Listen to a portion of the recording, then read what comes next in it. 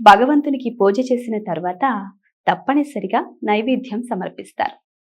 ఈ నైవేద్యంలో చక్కెర పొంగలి, పులిహోర, దధ్యోజనం వంటివి సమర్పిస్తూ ఉంటారు. స్వామివారికి ఎలాంటి నైవేద్యం సమర్పించినా అందులో ఉల్లి వెల్లుల్లిని వేయకుండా నివేదిస్తారు. దీని వెనుక ఓ ఆధ్యాత్మిక రహస్యం దాగుంది.